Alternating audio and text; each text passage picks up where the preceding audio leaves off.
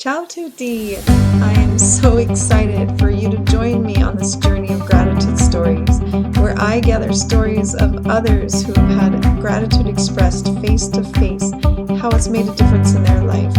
You can make a difference every single day expressing gratitude. Join me on this journey.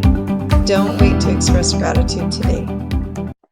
Ciao a tutti, it's me, KP Speaks, and I am extremely excited because I have Sun Kim here with me. She works for Young Living, and I'm going to have her explain what she does because she's not just an event coordinator. She makes beautiful and weaves together the most amazing experiences for not just employees at Young Living, but Sun, will you tell us what you do? Yeah, so I am the manager of North America events for Young Living, and what we do is we take our events all across the United States and Canada and hit areas that specifically need corporate support, and we ignite that location with training, and it's just like a full day workshop style event, and we do about one or two a month every year. And yeah, so we just go to these different locations where we are needed, and we help bring education and training about Young Living. Wow, so it is a lot more than just event planning. Yeah, so do you go on site a lot? I go to basically every single one. Oh my goodness. Yes. So where has it taken you? What places have been the most unique for you? One that surprised me was Charleston, West Virginia. Huh. And it was so cute and small and like friendly, and I never would have expected that. I think my favorite part about my job is going to all these different places that I would never pick to go to, and experiencing the people and the culture of that location, and just like realizing how much of a variety we have and how diverse the United States is in general. Okay. So with all of that travel, I'm sure there's a lot of exhaustion included with it. How do you heal from burnout? Really good self-care. So I listen to my body, and I make sure that when I'm home, I'm getting enough rest. I exercise. I eat well. I eat what fuels my body. And yeah, just really listening to my body and saying no to, let's say, social events when I know I need a rest. Okay, so FOMO doesn't exist for you because you take care of yourself. Correct. FOMO does not exist. It used to. I know, I totally understand. For you who don't know what FOMO is, fear of missing out, I've learned that with the abundance mindset, that there will always be an event that will be amazing that you can go to, or friends that you can, catch up with. But if you take care of yourself, you'll be able to get to those events that you really want to go to. And so I can see where you're coming from, like, take care of myself, and then I can do what I want to do when I want to do it. Yes. So, what are some of the biggest stresses of your job that not let's say if anyone that has a job similar to yours that travels a lot, that plans events, that's working with a lot of people, what would you say is maybe the top stress for you? I would say the top stress is the unexpected. You never know what's going to happen. Little things go wrong here and there, and I would say that that's the biggest stressor.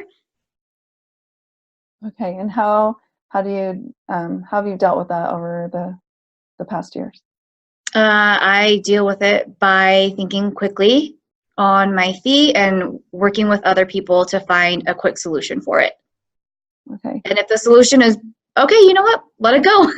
It is what it is. That's the solution. Great. And so when we were chatting before this, before we started our interview, you mentioned that you went to the U of U. You moved to the States when you were, was it 4 or 5 years old? 6. 6. Oh, okay, 6 years old. And so, do you remember like the change of culture when you moved here to the States? Absolutely. It was a shock for sure. I didn't speak English when I first moved here, so that was very difficult to adjust to. Learning a totally new language, going to a totally new school, being surrounded by completely different, a completely different culture in general than I've been used to. So yeah, it was definitely a shock. And I'm intrigued by how amazing you've been able to move up so quickly in your job, because you started out, how did you start out at Young Living? I started out as the branded merchandise coordinator. Okay. And now you're the manager of events. Yes, of North America. Of North America. That's right. That's Yes. amazing. Well, this is gratitude stories. So I want to know what role gratitude has had in your life. So personally, I started doing a gratitude journal about 7 years ago. I was given the suggestion to start one by one of my mentors. And so I started out by writing just 5 things that I was grateful for every day. And that obviously has blossomed and turned into, I guess you could say, a tool and like really a mindset and a mindset change for me. So when things are rough, say for example, the thing that I always go back to is, well, I'm grateful I have a job. I'm grateful that I have this opportunity where I'm able to pay for my bills and I can take care of myself and I have a roof over my head and I have food and water. And I don't know, it's just like something as simple as that, like I'm grateful to have a job. No matter how stressful this is, at least I have one. It just completely changes my mindset. And it makes things not, it makes it seem like it's not as of a big of a deal as I'm making it in my head, if that makes sense. Yeah, absolutely. That's exactly what the positive psychologists say with the gratitude practice, that you're able to look outside the box, or it's almost like you're a bird looking in on the situation, especially Yeah. if you're able to have that gratitude mindset. The big things don't seem as big. So you've been able to inoculate yourself from high stress through your gratitude practice. Yay! Without even knowing it. And no, it's for Without real. It's knowing it. actually scientifically proven that That's when really you cool. practice gratitude. So I had no idea that you've been doing this gratitude journal for so long.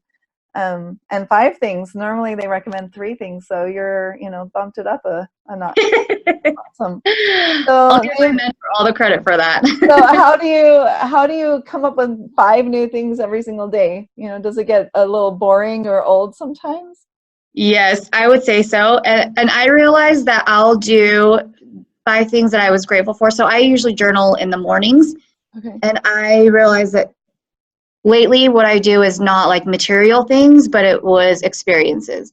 So let's say, for example, the day before, I'm super grateful I got to spend time with so-and-so. Or I'm super grateful for this meal I had. It was really delicious, whatever. And it's specific things that happened that I tend to write down lately. Yeah. That's I have a journal that I published in 2016, right after I had a grand mal seizure, and I published it because I didn't want to I was tired of writing lines over and over Yeah. to to record my stuff. And that's and there's you write down 3 things you're grateful for, but then also you write down your favorite part of your day. And Ooh. so same kind of thing, what you've actually morphed into doing that, writing down 5 things that have happened during the day. And so it's amazing that you were able to craft your gratitude into that already, because it does get boring. Like, I'm grateful for my shoes, I'm grateful for my house. And especially for type A people, type A people have a really hard time with the gratitude list, because the gratitude list is just like, all right, done and done. And instead, what I bring into corporations, or what I teach about gratitude and also positive psychologists, is active gratitude, which is a visceral experience bringing together your emotions with whatever you're grateful for. So that's what you're already doing. I don't know why we're having this conversation so other people can learn from you, son. That's why we're having this conversation. So we can all learn from each other. That's right. And so I'm excited that you found that path of gratitude, and like I mentioned, the inoculation to these stressful events. The power that you willed and these tools that you have make you, helped you rise so quickly, helped you be able to deal with these stressful events of traveling and working with so many different people and the unexpected. And that's absolutely amazing. So, have you had a moment when you're at work where someone has expressed gratitude to you that's affected you personally? Yes. So at events, the attendees will come up to you occasionally from time to time and say, thank you so much for this event. I've had such a great time. I really needed this. And that's when I'm like, nothing else matters. My job is done. And it's for sure a team thing. Like, I don't do it single-handedly, and we all do it together. So hearing like even one person come up to one of us at the event expressing their gratitude for us being there makes the whole thing worth it. It makes me want to keep doing them. Yeah, that makes sense. I'm sure. And how long, does it take for someone to come and thank you? They usually do it. It's usually at the end of the event. Okay. Or like in the middle, kind of when they're about to go to lunch, but usually at the end. It just gives you this pump of, okay, it was worth it. Yes. Yeah. Well, what I find with gratitude is literally it's like 3 seconds, 4 seconds to just, I think the vulnerability of reaching out from yourself and expressing gratitude, it's a gift you're giving to someone every single time. And you benefit personally by expressing gratitude, and so does the person that's receiving. And so I feel like there's never an occasion which gratitude should not be expressed, because it's like you're withholding this gift that could save a life. Yeah. Like you could be, or save a job. You could be like, I'm done. Like, this is the last thing I do. Someone comes up to you and says, this was so amazing. Thank you so much. And that's what you need to be like, okay, I'm going to keep doing this. Yeah, so true. And well, we have our time wrapping up, but I wanted to ask you one last question. I wanted to know if there's anyone in the universe that could be here with you right now, and you could thank them in person. Who would it be, and what would you say to them? It would be my friend Jamie, who I met at Young Living, and a coworker who's turned into one of my very best friends, and I would like to thank her. Do I just do it? I'm so nervous. Just thank her. She's gonna watch this. I'm gonna send this to her. Just kidding.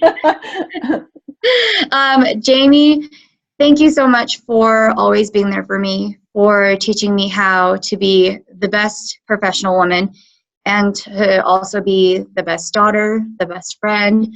I wouldn't be where I am without some of your guidance, and I truly, truly appreciate you, and I appreciate our friendship, and you're stuck with me forever now. But for real, I love you so much, and I'm so grateful for you.